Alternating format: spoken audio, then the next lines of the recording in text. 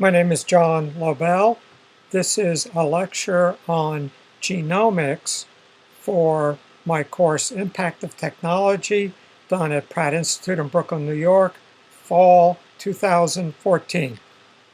So I want to talk today about a concept called genomics, and we'll go into this more when we talk about DNA. So I'm going to begin with the notion of the spirit of an age. What is our time, our age, all about? And it's a culture or a worldview, and it applies to art, science, technology, and business, so that we think, for example, in science, that science unfolds based on facts discovered about nature. And I'm going to suggest that's not the way it works. That there's a worldview, a point of view in that science is then seen within. So some quick overviews. We refer to Isaac Newton's world as the clockwork universe, in which Newton's laws of motion and gravity regulated, and his brilliant insights were about the planetary orbits, and he assumed a uniform space and time within which this unfolds. And the point I'm making is that this was not unique to Newton, but was the overall worldview of the period. So if we look, for example, at perspective painting, it has the exact same notion to space and time as Newton's laws do. So Newton assumed that space was uniform and continuous, and that uniform and continuous could be imagined as you could extend through the universe a grid.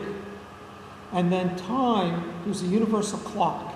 So that time ticked away for the entire universe uniformly across the universe.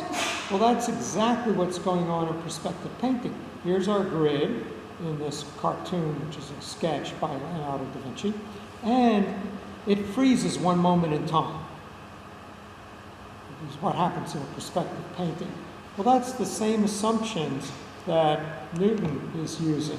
And then the architecture for that world, for that worldview, was one in which puts the human observer at the center, and then in like Cartesian grid, this human observer can observe front, right, front, back, left, right, and even with a z-axis, if we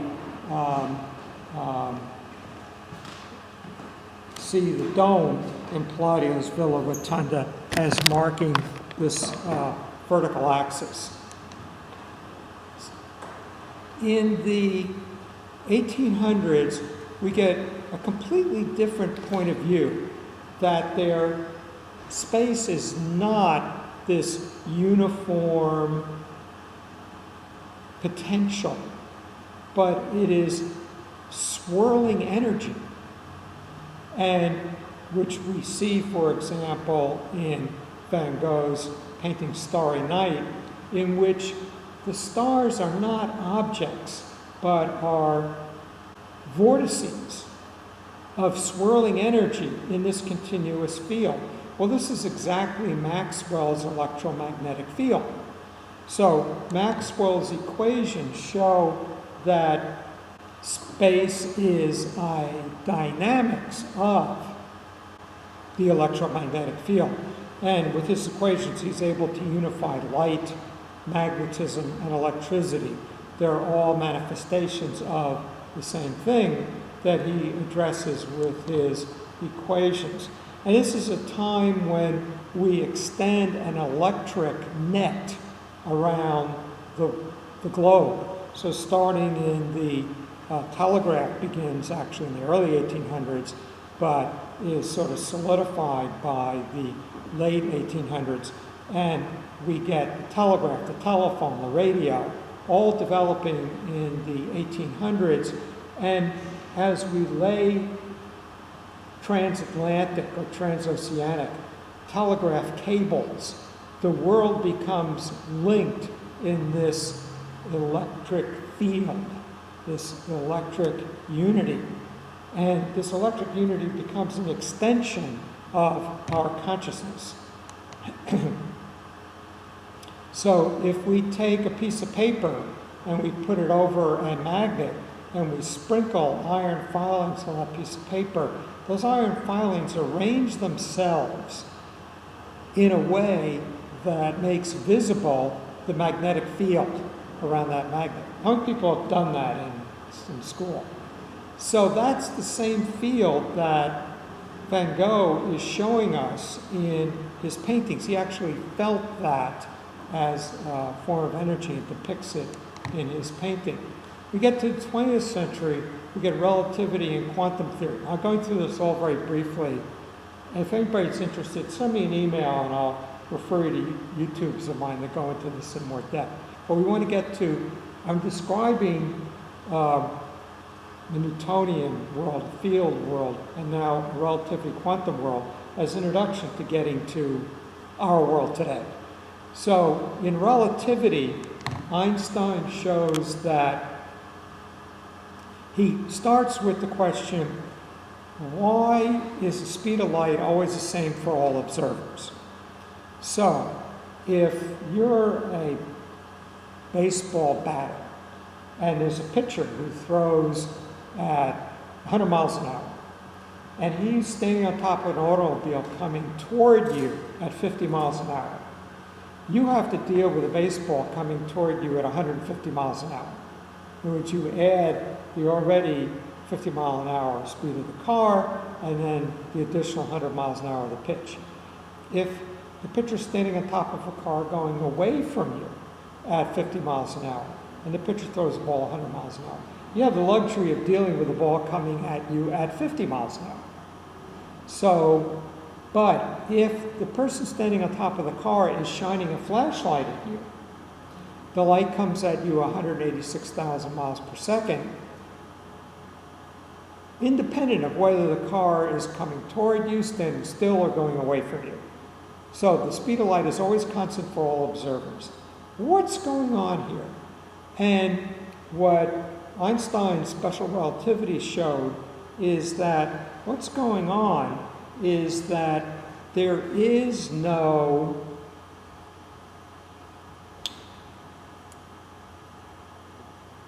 space does not exist. The only thing that exists is this particular frame of reference of this flashlight and this observer.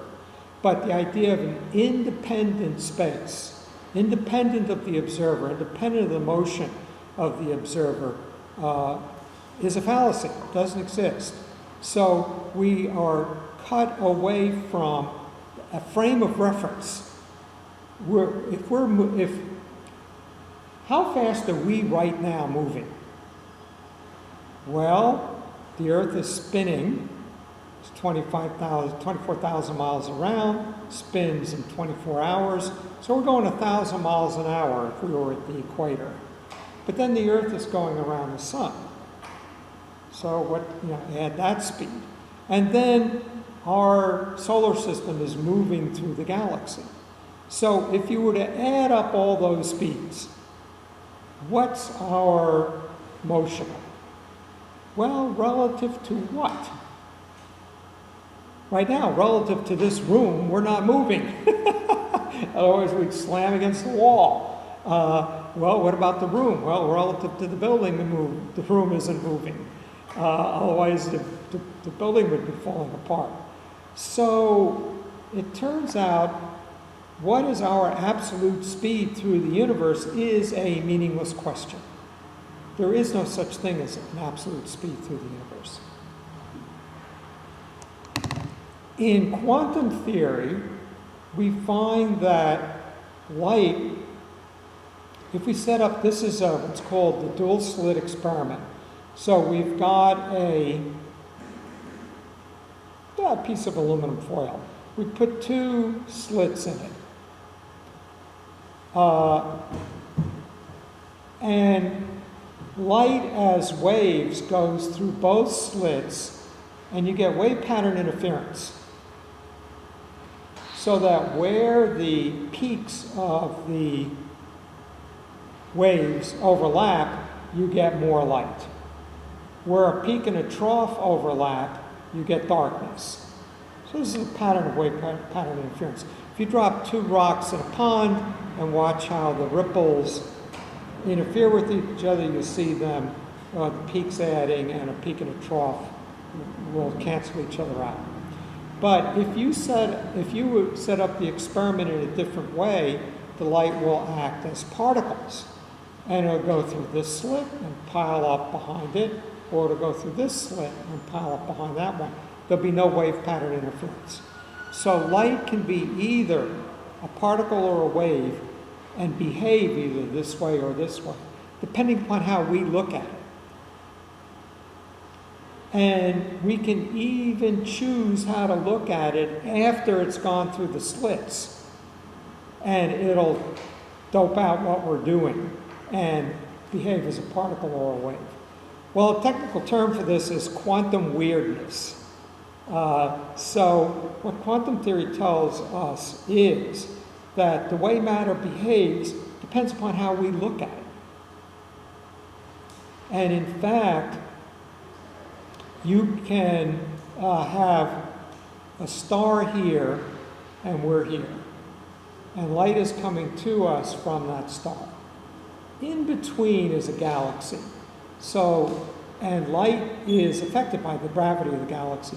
So light that goes this way bends around and comes to us. Light that goes this way is bent by that galaxy and comes to us. Now, a photon of light can go either around one side of the galaxy or both sides of the galaxy, again, quantum weirdness, depending upon how we set up our observation.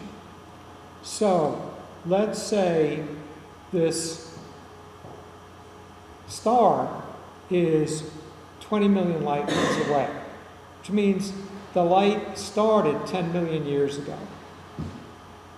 I'm sorry, 20 million years ago. At 10 million light years away is this galaxy, it's called a lens, in between the two of us. How this light took off 20 million years ago depends on how we set up our experiment here and now today. So, actual physical events do not have an independent reality, but are dependent on how we observe them. Now, since the beginning of our universe is the Big Bang, and the Big Bang was a quantum phenomena, Stephen Hawking is very worried that the way we're observing the Big Bang might change the outcome of our universe today. In cubism, we do not have an existing static figure. We do not have a static point of view. But the observer is in motion with multiple points of view. And how the object unfolds depends on our points of view. So that's all 100 years ago, relativity and quantum theory. So what is our view of the world today? And I'm going to suggest that it's genomic. And today, and then later in the course, when we look at DNA, we'll talk more about what we mean by genomics. There is an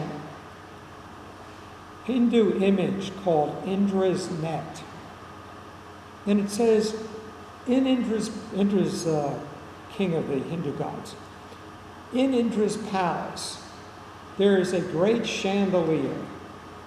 And that chandelier is a net, and at every intersection of the net is a marvelous crystal. And in every facet of every crystal is reflected all of the other crystals. And if you look at one of those reflections, it will show all the other crystals within which are reflected all the other crystals. So it's an infinite regress. Let's see if that image makes sense for us today. This is a cellular automata worked on by Stephen Wolfram. Wolfram says, I think when I find the code that generates our world, it will be about 6 lines. In other words, all of our universe is contained in 6 lines of computer code. Now, Windows is about 10 million lines of computer code. That 10 million lines of computer code is in Wolfram's 6 lines of code, if he's right. I think actually Windows is 50 million lines of computer code, so it's getting pretty bloated. So let's start with the notion of entanglement. Entanglement is a notion that's implied by quantum theory that if 2 particles, subatomic particles, encounter each other, they will become entangled, which means that they will act together even if they are subsequently on different sides of the universe. So let's say the particle is going to have either, let's say an atomic event happens here, and we've got one of the particles, the other one has zoomed to the other side of the galaxy. The particle we have here, does it have an up-down spin or a left-right spin? So we set up our experiment in such a way that it will have an up or a down spin. If it has an up spin, its partner must have the opposite down spin. Okay, when they took off, moving away from each other, they had opposite spins because they originated in something, an event that gives them opposite spins. And we said, oh, this one has an up spin, so that one must have a down spin. But we could set up our experiment that instead of an up-down spin, we're observing for a left-right spin. And if we observe, oh, it's got a left spin, now the one on the other side of the galaxy has a right spin. So whether the particle on the other side of the galaxy has a left or right spin, or an up or down spin, we can cause that to happen by what we're doing here. The particles are entangled. In other words, everything that's going on in Alpha Centauri right now is reflected in the subatomic particles of my fingernail. Space does not exist. Distance does not exist. Only relationship. Has anybody worked with parametric software? In parametric software, things are determined by relationships, not by reference to an arbitrary outside grid. So what does entanglement tell us? That particles potentially reflect each other across the universe, or stated another way, existence is made up of relationships rather than of space-time and causality.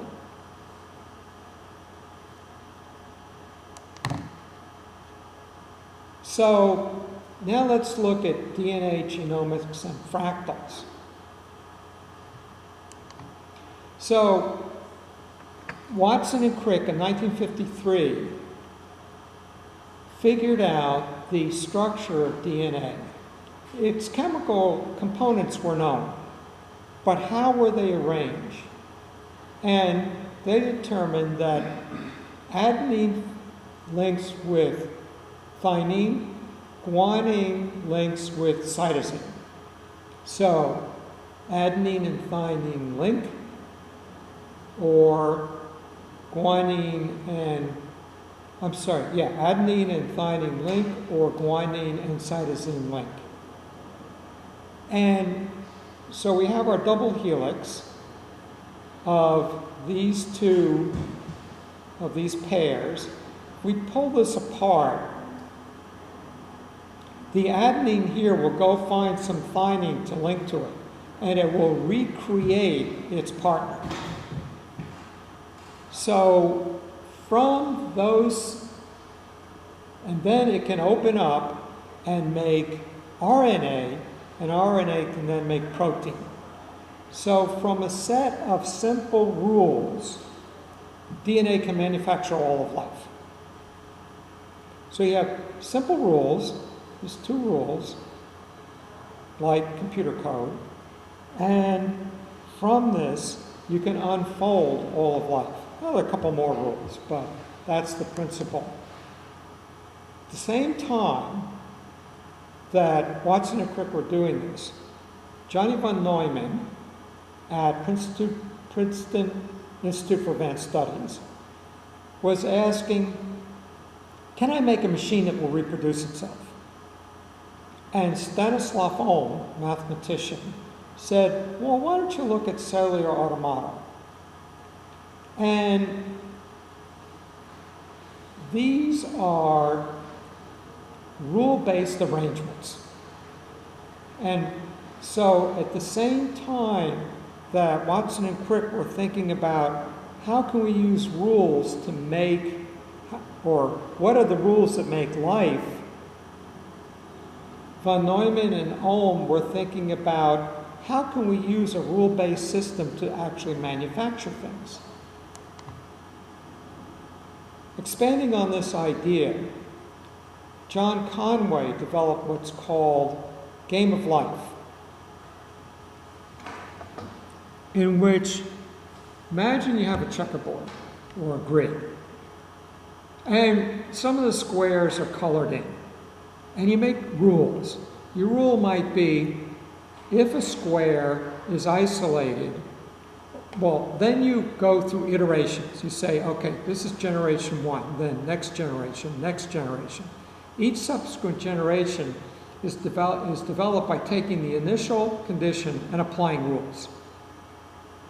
So your rule might be, if a square is isolated, it will die of loneliness. If a square has 3 or more other squares around it, it'll die of overcrowding, and it'll be white in the next generation. But if a square has 2 neighbors, it will reproduce. So you can make all different kinds of rules, but let's just see.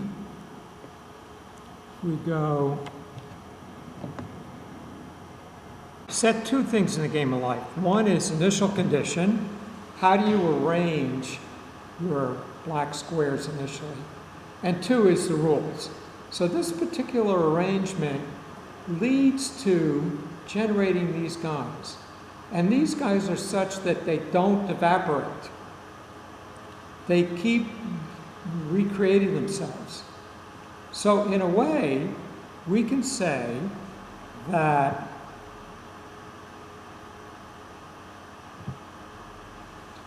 this arrangement, through a set of rules, manufactures these guys.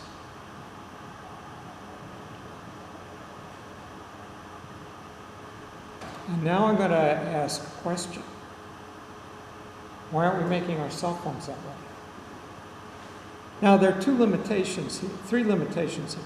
Number 1, this is 2-dimensional. Number 2, it's very simple. And number 3, it's inside a computer. So you got to get it out of the computer and make it happen with real matter. And there are people working on that. So the idea is, can we use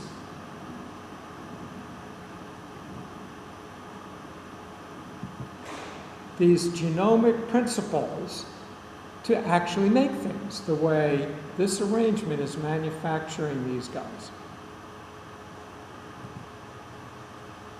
So someone who thinks about this is Stephen Wolfram. And he started as a physicist and then Eventually he got into this idea of understanding the world as computation. So he says he was never that good at math in physics, so he said, why don't I make basically a super graphical calculator? And so he created a product called Mathematica. And how many people used a graphing calculator in high school? Okay, so Mathematica is a super graphing calculator that most scientists and mathematicians use. So he developed that. And then he, let's see. Then he wrote a book called A New Kind of Science, in which he said, you know, Newton's approach of using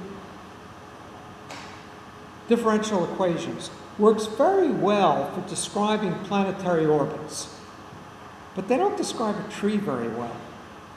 You know, for a long time, scientists tried to tell us that clouds were spheres. They're not.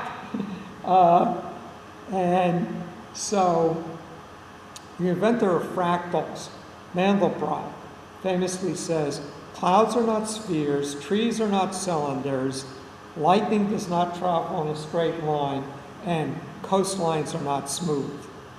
They're fractal.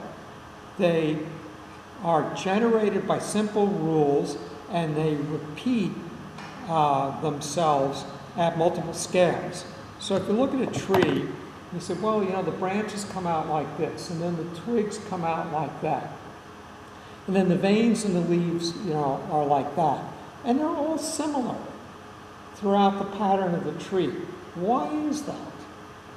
It's because the tree only has one set of rules, so it keeps reusing them, which is called recursive or recursion in software. You know, you have several principles in your software, and then you call on them whenever you need them as your program unfolds. In a cloud, you know, Mandelbrot observes when you're in an airplane, you can't tell how far away a cloud is because you get closer, closer, closer, closer. The patterns you see are still the same. As you zoom in, you keep seeing similar patterns. And because the cloud is using a set of rules that are the same at all scales. Well, those are the kind of rules that Wolfram is looking for that generate our universe. He then developed Wolfram Alpha, which is a search engine. It's not exactly like Google or Bing, but it's computational. So that if you ask Google, what is the population of France, Google will look for documents that have France in it and have population in it. And hopefully one will come up with the population of France. But with Wolfram Alpha, you can ask it, what is the population of France as a proportion of the population of the United States?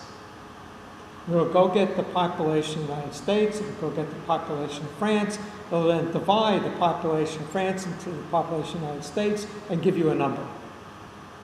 The data, it does not scoop up data from the internet, but rather the data that Wolfram Alpha uses, the database, is bigger than the entire internet.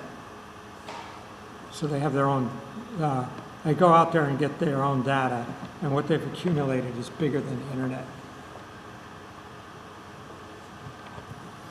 And now, oh, Jesus, pardon me. No, I don't want to download Firefox right now. I'm trying to give a lecture. And most recently, he's developed something called Wolfram Language, in which he asks himself questions. He says, our universe is generated by computational rules. What are those computational rules? Well, let's look at the universe of possible computational universes. In other words, let's try these rules. Well, that gives you a dead end. It collapses into nothing instantly. Well, let's try this one. Well, it just blows apart into infinity. Let's try this one. Well, it's just all black. Well, let's try this one. Well, it's just all white. It doesn't do anything. And eventually, he starts, oh, this is starting to make patterns that look a bit like our universe. Maybe these are the rules our universe is using. So, what is the universe of all possible universes? Which means all possible rules, software principles. And where in that universe of all possible universes is our universe? Similarly, he'll say, we use a certain kind of logic, kind of Aristotelian Boolean logic. He says, you know what, our logic is about 50,000th in the universe of all possible logics. So, it's just a mind-blowing way of thinking, and it's getting out there. So, does anybody have a BlackBerry Pi? I'm sorry, a Raspberry Pi.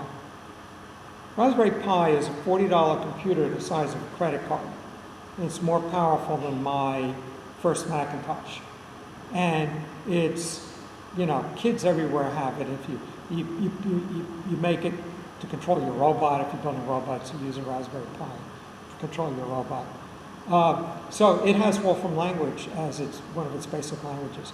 If you use Siri on an iPhone, it's being powered by Wolfram Language.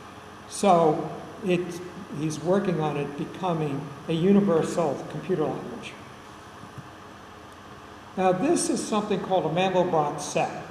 So the discoverer or inventor, however you want to put it, of fractals is Benoit Mandelbrot.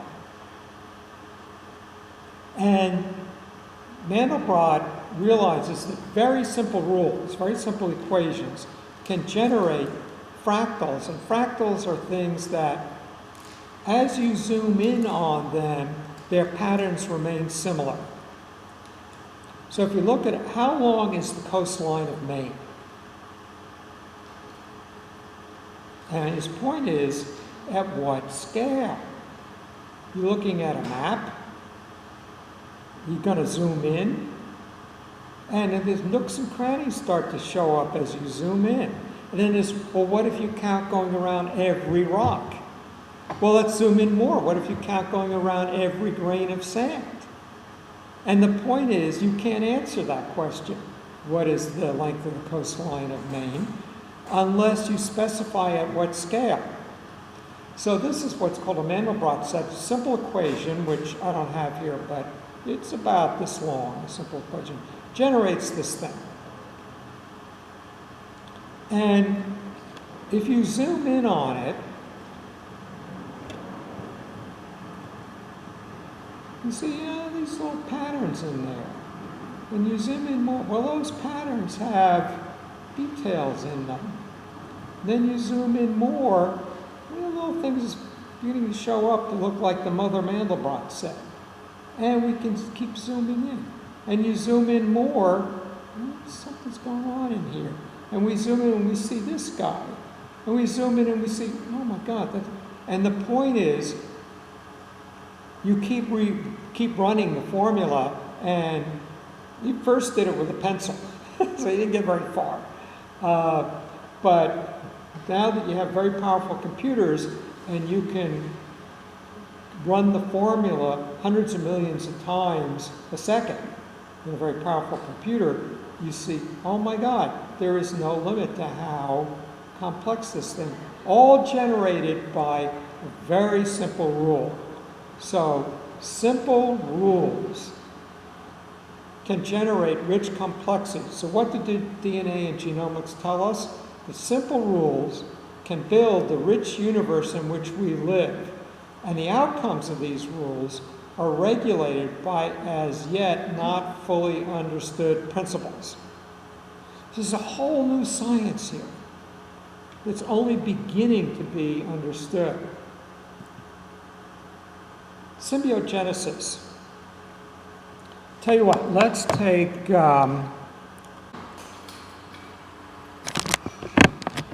so what I'm suggesting here is that an era, period of time, is dominated by a certain worldview. And so Isaac Newton's time was dominated by this clockwork universe vision, that the universe was, that things work by causality, obeying the laws of physics in uniform space and time. And that wasn't just a theory of physics, but it's how we saw the world, how we thought human beings worked, how we thought life worked, how we thought the universe worked. And then when you get to the period of Maxwell's Fields, again, we see it in art, in physics, in a notion of the interrelatedness of all things.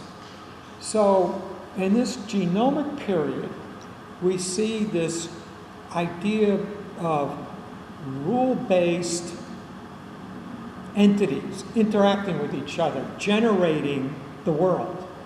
That's what we just saw in Game of Life. Now, this is Lynn Margulies, died a few years ago, and she's an evolutionary biologist. And she challenges Darwin's notion of survival of the fittest, or the notion that she doesn't question evolution. There are creatures on the earth today that are different from creatures in the past and are their descendants. How did the change come about? And Darwin says it's natural selection. That you have a dog gives birth to puppies, there's a dozen of them, and some of them are more fit to survive in the environment. Doesn't mean they're bigger or stronger. They may be, if they're being bred by a breeder who wants white puppies, they're whiter. And that breeder will destroy the ones that are not pure white. But this process of selection gradually changes the species to bring about evolution. Well, that gets added to by the understanding of DNA, and then the understanding that radiation can cause mutations. So it's not just natural variation, but mutations can show up due to background radiation. And but there's still a problem that evolution exhibits jumps. They're not explained by this theory. It's called punctuated equilibrium. So Margulies suggests something totally different. She says, all visible organisms are products of symbiogenesis. Symbiogenesis is the idea that evolution takes place when a whole genome gets brought into a creature, gets a whole bunch of new DNA. And what would do that? What does that is bacteria and viruses are moving DNA around all the time. And we have historically observed that it's known that the mitochondria in every cell, which is a little energy factory in a cell, has its own DNA. It's different from the DNA in the nucleus of our cells. Well, how'd that come about? And it's now understood that that mitochondria was originally a bacteria that got incorporated into cells, and then it's now universally there. Same thing with the cells that do photosynthesis in plants. They have totally different DNA than the rest of the plant. They're originally a bacteria that got incorporated into plants. And Margulies says it's not just these two instances. This is how it works. Bacteria and viruses are moving DNA around all the time. And so, it's like in our body right now, the bacteria in your body weighs about the same as your brain. And the idea that we should be using antibacterial soap, to get rid of it, here's the bacteria in your body. It's like you take an antibiotic and kill all the bacteria in your stomach, you're in trouble. And in fact, it's believed that kids who have asthma, it's because they don't play in the dirt when they're young, and they pick up the bacteria that work to make you function right. And you're missing that, and you get asthma.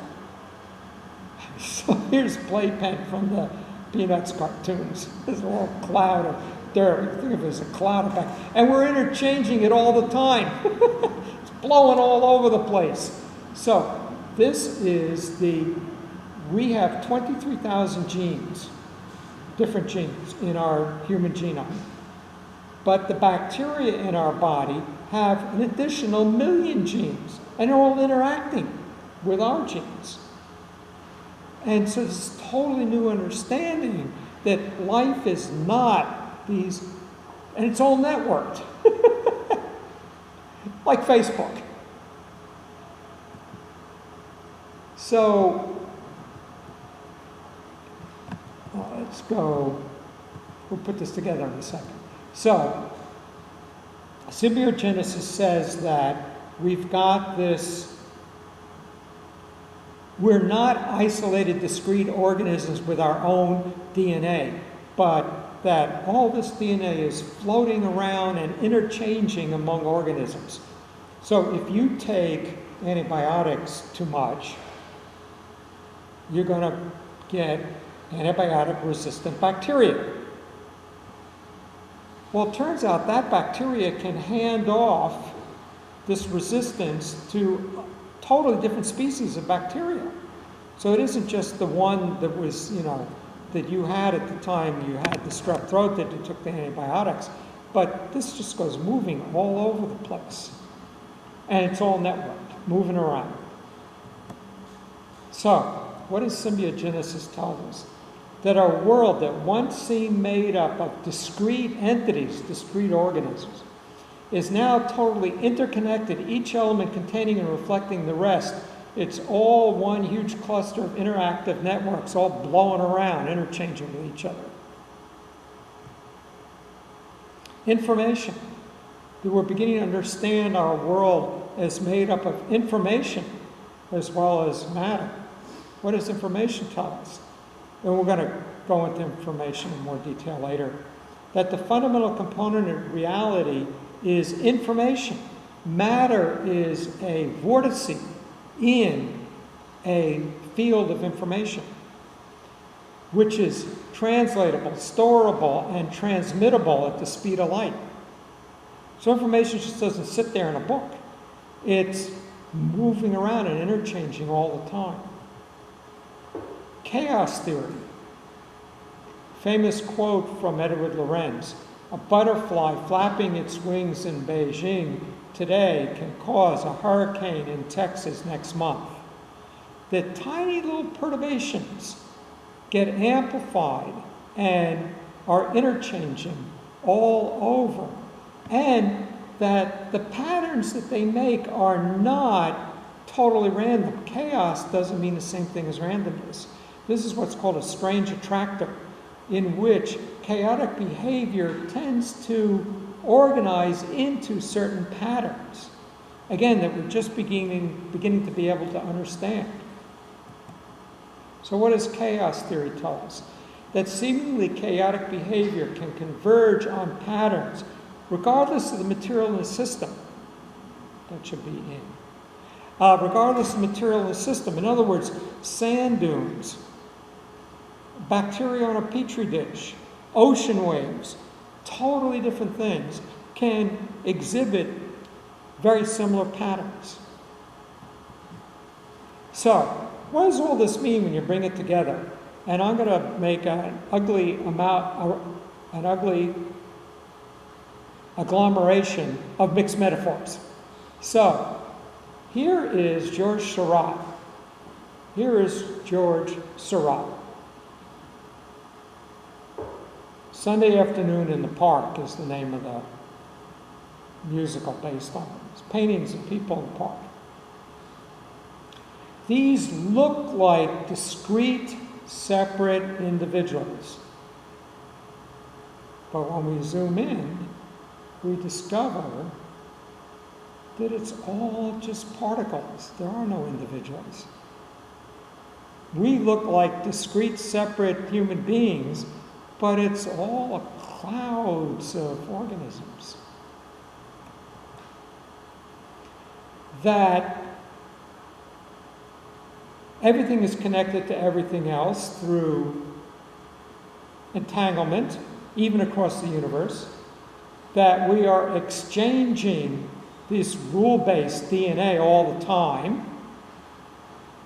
That this seemingly chaotic behavior organizes into patterns, that this information distributed around the globe can be generated by very simple rules. So just to explain it, this is a one-dimensional cellular automata as or automata, I think it is, that's studied by Wolfram. And you start with a blank white checkerboard. And then you put one square here. And then you make a rule. Your rule is if you have 3 squares in a row, black, the one under them will be white. So, are there any 3 in a row? No. If you have black, black, white, the one under them in the center will be black. So, do you have any black, black, white? No. Okay, if we have black, white, black, the one under will be white. So, black, white, black, the one under it is white. There's 256 different possible patterns of rules, making 256 different of these patterns. And these become quite elaborate, and they can, in fact, generate whole universes. So our technology today is dominated by this social media. Social media is these interacting networks.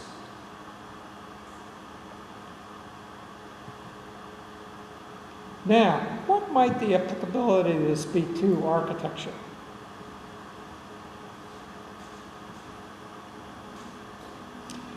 If you wanted to make an oak tree, you would not take a telephone pole, nail some sticks to it, and glue leaves on the sticks. What would you do?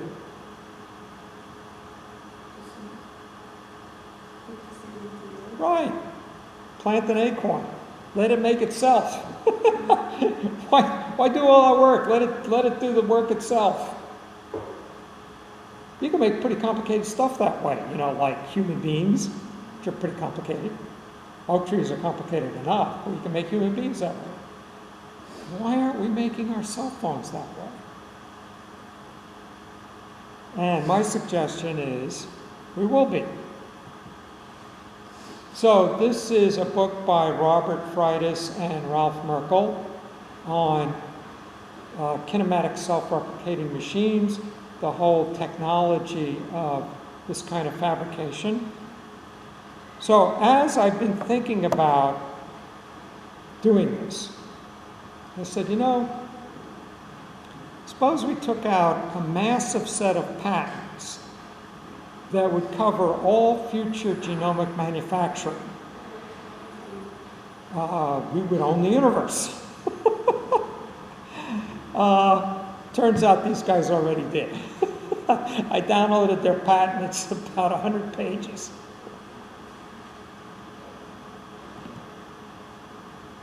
So here's our manufacturing these guys from simple rules. Here's the formula that generates all that. And you can make 3-dimensional Mandelbrot sets. Now they're still stuck in a computer. So we got to work on that. And in fact, IBM is doing that. IBM has self-making computer chips. and they organize themselves. So self-assembly to make faster chips. IBM's developed a process for making speedier and more energy-efficient chips through they make themselves. You give them these rules and they self-assemble. So there are all kinds of things going on. For example, with graphene, which is patterns of carbon atoms organized into these flat surfaces. Future computer chips will be made out of this stuff. And the computer chips we made today are made by a photographic process. So imagine you Xerox a piece of paper and set the machine on 50%. Did you ever do this? Then put that in and Xerox it again. So eventually your piece of paper is the size of a postage stamp. Can I still read it? Well, that's how they make computer chips. But what happens when you start making computer chips out of carbon nanotubes and graphene? They don't reproduce photographically. And so how are you going to arrange this stuff? Not with very small tweezers. So it turns out you can get it to self-organize itself by the principles we've been talking about. So some of the architects using these ideas are Rush Lavani on our faculty. He works in 27 dimensions, and he is mapping the genomic universe, the universe of all possible form, human-made and natural, and you put all possible forms in his super 27-dimensional grid, and then as you move your slider between any two of these, zoom in on these and then move your slider between them, you can generate any intermediate form. So it's a universal form generator. This is an apartment building he did based on this idea just before the real estate market crashed, so it didn't get built. This is Carl Shu, also on our faculty, and he, at the beginning of the semester, gives his students 3 genes, A, B, C. The students then associate rule sets with each gene, and by the end of the semester, the building has grown itself. So these are people using these principles. And I have a website that looks at this whole phenomenon, generativegenomics.com.